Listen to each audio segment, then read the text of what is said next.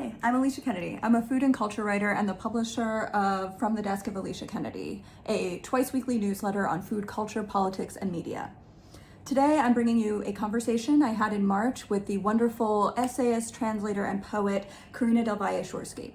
She is a contributing writer at the New York Times Magazine. She has written for The New Yorker. She has a PhD in comparative literature from Columbia. And we discussed everything about her writing and research process, language, because she infuses a lot of her work with Spanish, and the process, the work, what it's like every day to function as a working writer.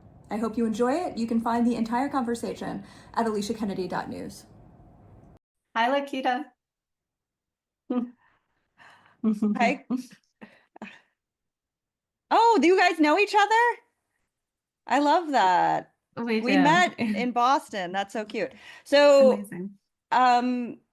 Carina, thank you so much for being here and joining us today right before you take off. So because I've never actually interviewed before, I'm going to ask you the question I always ask everyone, which is, can you tell us about where you grew up and what you ate? Absolutely. It is a very, I feel like what I ate where I grew up is in some ways like the strongest legacy of where I grew up. I grew up in the Bay Area in California. Both my parents are from the East Coast, originally from New York. Well, my dad's from New Jersey, technically. But they migrated out there to be hippies, you know. So I spent the first 4 years of my life on a commune. My mom was already like deep into like the hippie food lifestyle. She'd been in the Hare Krishna movement in Puerto Rico before. So I was raised vegetarian. And I would say that it was almost maniacal, you know, the level of like health food eating in my early home. So it was like spirulina on baked potatoes, obviously brewer's yeast. I knew the names of so many vegetables, you know, before they became fashionable. Kohlrabi, you know, the several varietals of kale.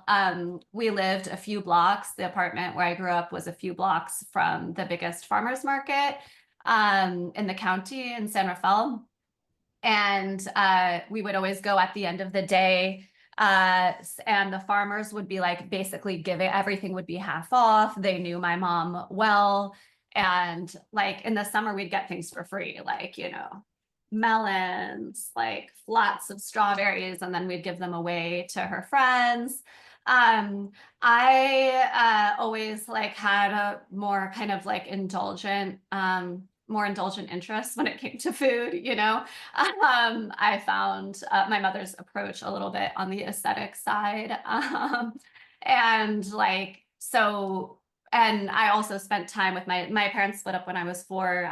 And I spent time at my dad's house too, who was like a little looser. You know, there I was allowed to eat butter, for example. But what I appreciate about the way I ate growing up was like being like, you know, closely connected to the seasons, like the like incredible like abundance of produce that like is really California's kind of incomparable when it comes to that. And I think like I still that kind of like whole foods mentality and like primarily vegetarian, a sense that there was like a politics to vegetarianism and stuff like that.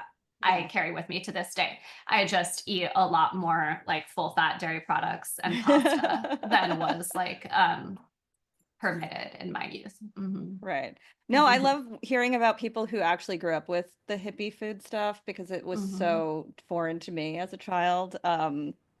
Yeah. And when I read the book Hippie Food, I was like, I had no idea that this was actually happening. I did But want to tell you something yeah. about this, Alicia, because I Yes. thought you'd be interested. I think, as you know, my mom grew up in New York, but she came back and lived in Puerto Rico for like 5 years, I guess, as an adult. And during that time, she lived in Viejo San Juan, like you.